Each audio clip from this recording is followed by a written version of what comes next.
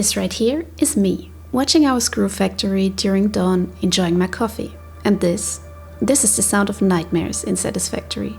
A power outage. Are your all-day coffee breaks also regularly interrupted by broken fuses? Or do you constantly have to run around, dumping flowers into your biomass burners just to keep one single Ironman running? Your struggles end right here, because we have the guide for you. For this video, we spent hours testing and brainstorming how to best get you started with a reliable power grid during your first hours inside this factory.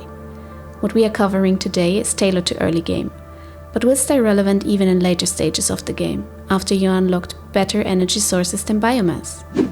Hello everyone, this is Lumi of Co-op Pixels, bringing you everything you need to know to jumpstart your power management inside this factory. Now grab your Fixit coffee mug and let's jumpstart this topic. So, power is the most essential resource inside this factory. Without power, your factory, and with it your entire production, comes to a grinding halt. And that means you will have to craft every single screw yourself. Generating energy might seem self-explanatory, but having the right setup and knowledge early in the game will give your factory the boost it deserves. We will now be covering our best 5 beginner tips. Tip number 1. Use your hub. Biomass burners are your first power sources, but here's the thing. They require quite some resources to build and are expensive in fuel to maintain. Instead of building new ones early on, make sure you're using the integrated biomass burners already available to you as part of the hub. The hub is the first building you set up during the tutorial phase. You can find the burners on the backside of the hub. To start them up, feed any type of biomass into them. Just interact with them, place some flowers or leaves from your inventory in the empty slot. They can then be connected to your first machine using power poles and wire. Tip number 2. Remember that every power production source has its limits. You can check your ratio of production versus usage at any biomass burner or at any energy pole connected to your energy grid. Watching your production regularly is a great preventive measure to avoid outages. Third tip. Handling power outages. Even when watching your energy levels, power outages can happen. But don't worry. If you do experience a power outage, simply disconnect part of your factory from your energy grid by destroying the energy wire leading up to the machines. Alternatively, you can manually shut off energy-hungry or low-priority machines by pressing their off button. Then restart the power source. This is a great way to get the most important part of your factory back and running immediately, especially if you can't afford to build more biomass burners right away. Tip 4. Maximizing biomass efficiency. Now let's cover biomass fuel, the only energy source available to you early game. There are different levels of efficiency, and knowing this can save you tons of time gathering them. Valuable time you could be spending drinking coffee or attending an important business meeting.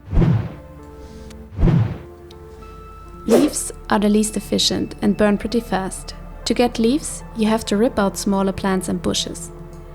Wood is more efficient than leaves. You can find wood lying around in denser forests, or you can fell trees when using a chainsaw. More on chainsaws in a bit. Biomass can be crafted from leaves and wood, and is way more efficient. But if you want to have the most efficient, least work-intensive option, you should craft a solid biofuel. You can have constructors craft these from biomass. But back to wood. As wood is more time efficient than both flowers and leaves, you should prioritize the Tier 2 milestone called Obstacle Clearing in your hub. This will unlock the chainsaw for you. To develop milestones, you will have to complete item delivery quests at your hub terminal, the computer opposite to your craft bench. With the chainsaw equipped, you can fell trees to get a lot of wood faster. Just remember to bring some solid biofuel, as the chainsaw runs on that. Don't worry about replanting trees, by the way. Getting rid of trees only clears more space. For more factory buildings, a win-win, Fixit approved. So, now you know how to be the most efficient, in theory. But how can you automate this? We will now show you a fully automated starter layout. All you will have to do is refill wood and leaves. You can start by placing 2 storages, For example, one for leaves and one for wood, and connect each one of them with one constructor. Choose the input material that you will put into the connected storage to be crafted into biomass. Connect both constructors with a merger, and then with the third storage. Then, build a biomass burner that is not part of your main electricity grid, to keep your biomass production self-sufficient and therefore resistant against outages. You do not want your provider to run out of electricity with the rest of your factory. You can connect this burner with the biomass storage if you'd like. Then, build a splitter that feeds 3 constructors. Those will craft biomass into solid biofuel. The fuel will be merged into one end storage. You could theoretically also directly connect some biomass burners, but aside from the fact that hoarding is just nicer, the biofuel is also needed for your chainsaw, and you will want to come back sometime to get more. We put a link to this setup in the description box for you. Our 5th and final tip is slugs. These little guys can really boost your energy production.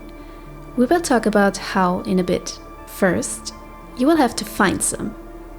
Slugs are scattered around the world, but most often you will see them stick to a cliff, tree, or high rock.